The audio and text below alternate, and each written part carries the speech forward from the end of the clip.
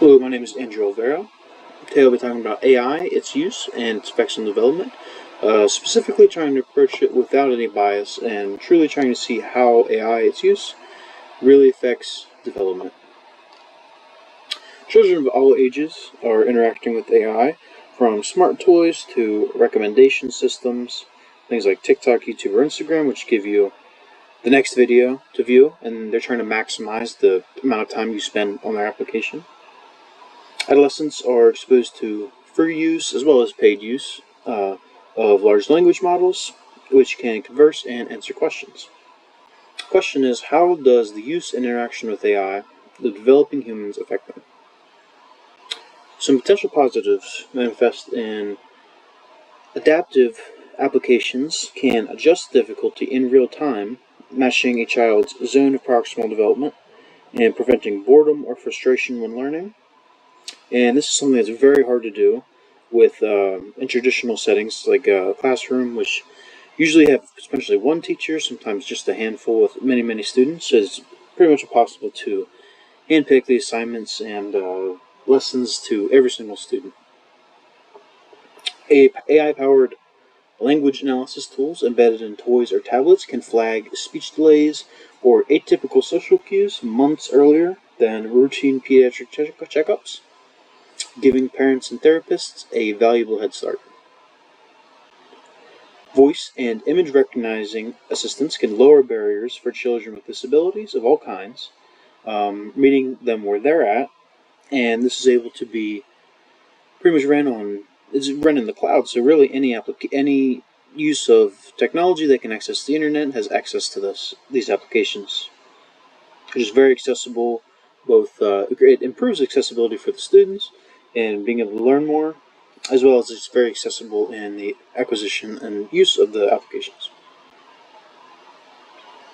The ability to translate interaction data into easy-to-read development snapshots, which can help caregivers spot patterns and act accordingly. And this is very hard to do and sometimes very expensive if you were to hire a data science team with people to acquire data and process it and find actionable patterns. And this can all be wrapped up into, earlier we talked about a toy, smart toys, tablets, things like that you give to the students. They can collect the data, process it with AI, and output actionable things that the teachers and caregivers can act on.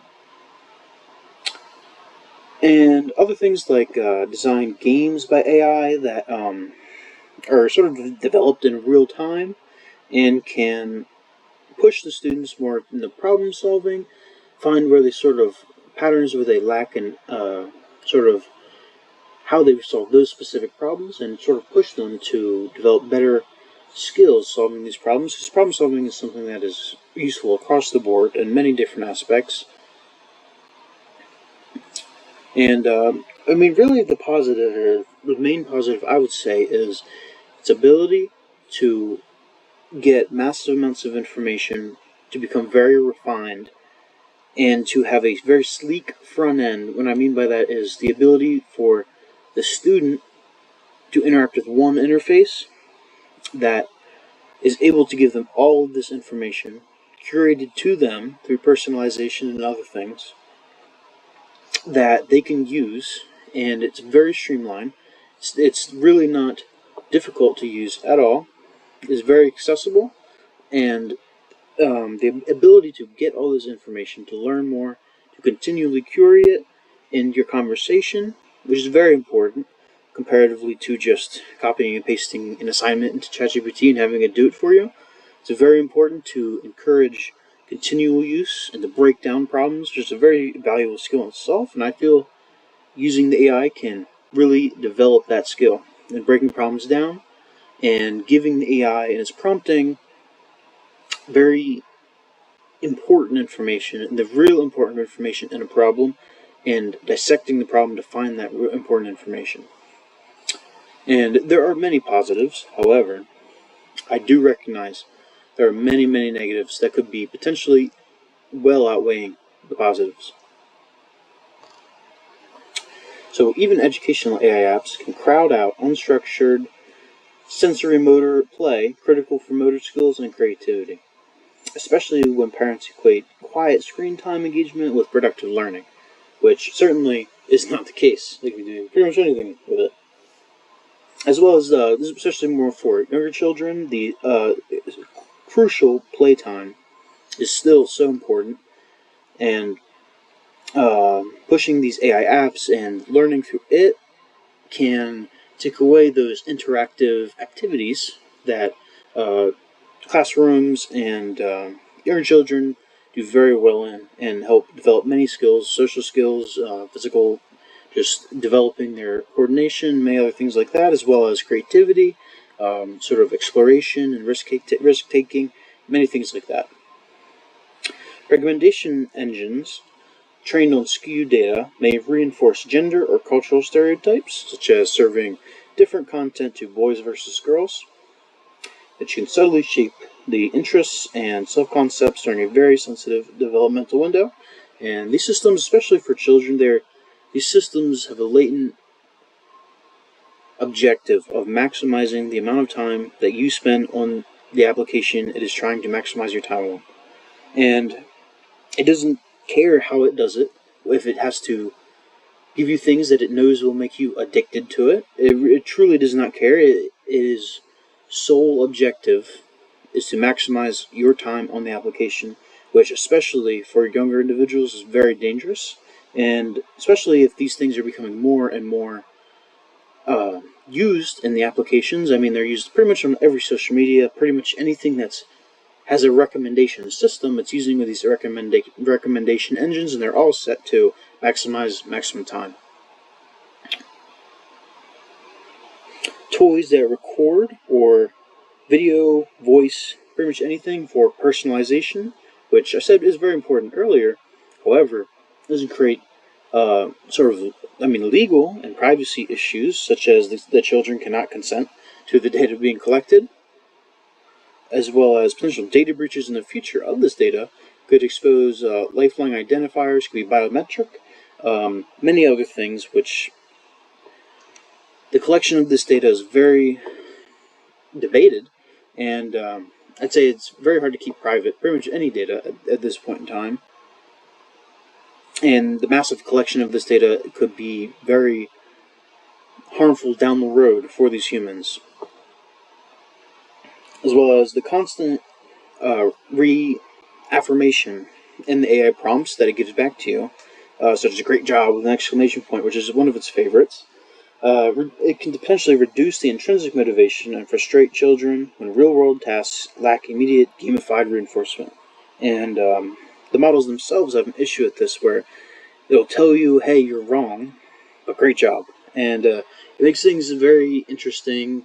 It can also just agree with you on horrible ideas and horrible problem solving routes that you would take to a problem just because it likes to tell you good job. And this is a problem because the AI likes to tell you good job rather than really break things down. And that's a very big problem with the current models. The reasoning models are better at it. However, a lot of the free versions, like ChatGPT 4.0 is the free version, base version. I think you do get to use think mode, where you use the O3 reasoning model. However, the 4.0 version is what would be pretty much out used in these educational applications for school use. There's just, I mean, so many children that would be using it all throughout the day. It's kind of the only way that you'd be able to scale at that level.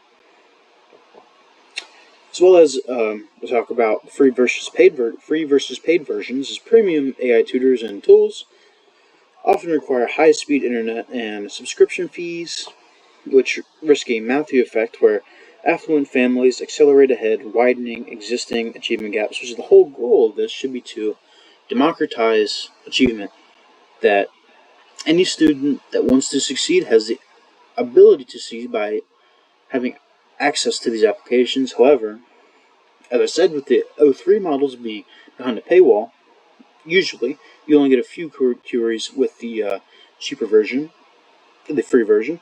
It can create massive gaps in what the students have access to and how well they can learn, especially as if these are found to be very useful. And the information truly there hasn't been enough data collected to truly make decisions on how AI affects things. And it brings me into my conclusion.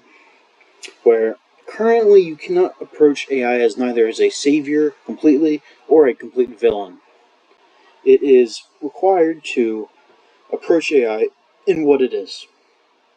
In as many different facets, because when you say AI, you're really just referring to a neural network that's an artificial neural network that's running on a machine giving you an output. That's really what AI means. So that manifests into the recommendation systems, manifests into the large language models, as well as the smart toys, which are a little bit different, potentially be a mix of both, and also control systems. And I think it's really important to approach the goal. And what is that goal? It's to help children through adolescence, so not necessarily infancy, but yeah, I mean yes, infancy, because they do interact with the smart toys potentially. It's not necessarily a guarantee, and they are especially currently, very expensive. So um, it's really not that too big of a deal currently. However, especially from ages 10-ish through end of adolescence, they're going to be using this stuff. I mean, they will, whether you tell them to or not. So I think it's very important to approach the system that's created around the way AI is implemented into development and education. I think it's very important to create very strict rules, such as assignments you turn in. They cannot have you can't AI just can't do it for you. That takes away the complete point of education and learning. So you're not even doing it yourself. So I think it's very important to implement things like that, as well as not completely approach it as if it's evil. I mean, allow the students to use it, encourage quality use, safe use. A lot of the safe use is handled on the back end from the AI providers itself. It's not going to let you do things that aren't safe. But quality use is very important. I mean, just sitting there and copying and pasting things and just saying, do it for me, is a very bad way to use the models. You should continually go through the prompts, break down problems, as I said before, and these are very valuable skills that are being learned. And this is something that's quite literally never going to go away. This is the worst that these models and their implementations are ever going to be, especially the current children going through the education system. Um, it's very taboo almost to use AI, especially from the teachers sometimes are even being told, no, don't use AI in your plans. Which could be very dangerous as these systems are going to be more and more used, and not preparing them to be able to use them is pretty much the opposite of what this should be about. Just preparing them optimally to work in the future for themselves, be as productive as possible, as capable as possible. And in final conclusion, I think it's very important to approach the negatives as well as the positives separately, and designing a system, whether you're the educational person going top down from in the system, saying how the policies should be, or a parent or a caregiver on specific children, saying how should we protect these children and aid them with these applications and these systems, while not allowing the negatives to manifest greatly. And so, in conclusion, it's very important to approach this without bias, but still having the complete goal of helping the children develop as much as possible. And I talked a lot about children today, but this does manifest into early adulthood through middle to late adulthood, as these systems are being used more and more widely. And it's very important to, as I said before, collect the data and to be able to make these great decisions, because currently the data is not there, and without the data, it's hard to make quality decisions. So in the future, it's important to navigate this with the goal of helping individuals develop, not necessarily children, but mostly children, as this is where development is generally mostly focused on, and really just having the goal to help them and help them develop. Thank you.